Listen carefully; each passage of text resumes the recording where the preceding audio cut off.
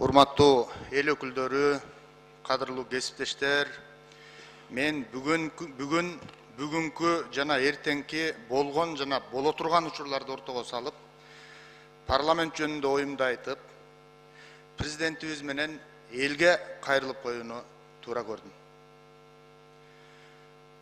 Парламенттин үстүндө эл менен Кудай гана турат. Азыркы турушубузда парламенттин кудайлары көбөйүп баратат. Парламенттин төрүндө тайраңдап, өз билгендерин кылып, жоо жакадан алып турганда, жоо менен эмес, парламент менен кармашканга өтүп жатышат. Аны азыр дагы бир кесиптешибиз ачыктап айтып берди. Ансыз деле жал куйругу кыркылган парламентти ого бетер басынтып, жаман көрсөтүү аракетин кылышып, ар кандай сөздөрдү жалдап жаздырганга өтүштү. Урматтуу депутаттар, менин оюмча эч ким, эч качан, эч кимдин этегине намаз окубашы керек. Биз пендеден эмес, Кудайдан корколу. Элдин ырысы менен келечегинен жана бабаларыбыздын бизге таштаган аманатынан корколу. Ал аманат, ал таберик, ал мурас, чек арасы тарыган, арты туман, асты жар, алсыз эмес, толук кандуу келечеги бар эгемен мамлекетибиз. Урматтуу кыргызстандыктар, кадырлуу калк, силердин турмушуңар менен өлкөнүн тагдырын өз мойнуна алып, жооп бере турган өлкө башчы бар. Силер кароосуз калган калк эмессиңер. Ар бир суроолоруңарга жооп алышыңар керек. Анткени бүт милдетти өз мойнуна алып жооп берет деп президенттик башкарууну тандагансыңар. Демек, кечээки Баткендеги шалаакылыктын, кайдыгерликтин айынан окко учкан кырчындай өмүрлөргө, гүлү көккө сапырылып, каңырыгы түтөгөн калкка, кырчындай өмүрлөргө, карегинен кан, жүрөгүнөн зар өтүп, ботодой боздогон энелердин көз жашына, аталык мээриминен ажыраган бөбөктөргө, бараарга багыты жок башпаа негиздеп, жонуна жүгүн артынып, жолго чыккан жарандарыбыздын тагдырына, чек аранын чечилбеген чырына, мындан аркы бүдөмүк божомолдорго сөзсүз жооп берилиши керек. Урматтуу президент Садыр Нуркожоевич, чындык ачуу болот, чыдагыла. Буга чейинки башкаруу системасынан кландык жана үй бүлөлүк кучакташкан достук менен сатып кеткен кастыктан көңүлү көк таштай калган эл сизге ишенип, сизди бийлик менен элдин ортосунда көпүрө болуп, биздин үндү так туура жеткирсин деп бизди шайлап берген. Демек биз жоопкерчиликтүү бололу. Жашырып жаап, жараны таңып айыктыра албайбыз. Ооруну жашырсаң өлүм ашкере кылат дейт кыргыз. Эл бизди жабык жыйындарды өткөрүп, жабык эшик артында жарманке курсун деп добуш берген эмес. Оюбуз ачык айтылып, үнүбүз түз жетсин деп добуш берген. Ооба, мамлекеттик сырды, купуялуулукту сактаганды билебиз. Азыр да аны ачыктаган жерибиз жок. Бирок кечээки окуяларды кантип жашырабыз? Анткени алар сокурга көз бүткөндөй көрүнүп, дудукка тил бүткөндөй сүйлөнүп атат дүйнө коомчулугунда. Эл баарын билет. Билмек тургай, карегинен өткөн окко куралсыз төшүн тосуп беришкенин купуя деп биз жашырганыбыз менен, чек арада чеп болуп турган элдин көзүн таңып, оозун басалабызбы? 600дөн ашык турак жайлар, бир нече мектеп менен ишканалардын, аскердик заставалардын өрттөлүп кеткенин да жашырып жаап кое албайбыз.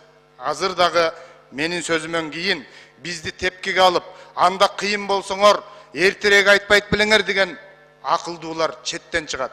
Мен ага даярмын. Айтып коеюн. Парламент өз милдетин аткарып, аскердик акыбалыбызды чыңдоо жана алдын алуу үчүн оңой эмес суммадагы акча каражатын бөлдүрүп берген. Кана ошол каражаттардын дайын дареги эффективдүү, натыйжалуу же натыйжасыз пайдаланганы боюнча эч ким жооп бере элек. Баткен окуясын алдын алуу боюнча 1,5 жыл мурда парламент токтом чыгарып, учурдагы зарылчылыктын баарын камтып, аткарууга жөнөтпөдү беле? Кана ошонун аткарылышы? Ушунун баарына ким жооп берет? Чар жайы тиш алып барган чалгындоо ишинин чабалдыгына ким жооп берет? Же эмне биздин өлкөдө төшөк чалгын, кустур чалгын жана контрабанда чалгын эле иштеп калды беле? Мамлекеттин коопсуздугун өз кекиртегибиз эмес, өз өмүрүбүздөн да биринчи коюшубуз зарыл болчу. Шибегени капка каталбаган сыяктуу эле эл билгенди эч ким жашыра албайт. Мунун баары жашыруун сыр, купуя окуя болгон жок. Бүт массалык маалымат каражаттарында чагылдырылды. Эл өкүлү катары өзүбүз дагы бир эмес, 2 рет барып көрүп келдик. Экинчи рет барууга да өзүңөр мажбурладыңар. Кандай мажбурлаганыңар азырынча купуя ойдон калаттыр. Урматтуу Садыр Нуркожоевич, парламент сиз дайындаган мамлекеттик кызматкерлерге баш ийип, жана алардын ар кандай тескөөлөрүнө кабылбашы керек. Парламентти дагы кечээ сизге добуш берген эл шайлаган.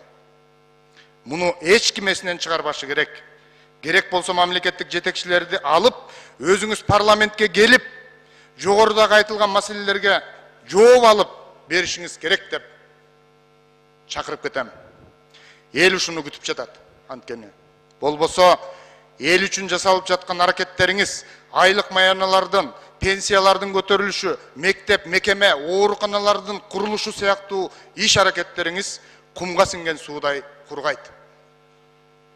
Босогодо кыш кылычын кармап турат, урматтуу кесиптештер.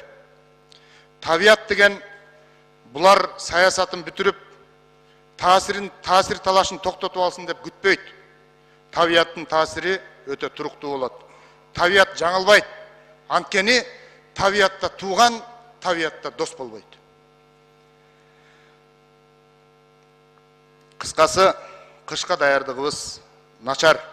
Кыштын камын жазда көрсөк болмок. Баа кымбат. Эл эртең шыйрагын жагып калбаса болду. Кудай сактасын.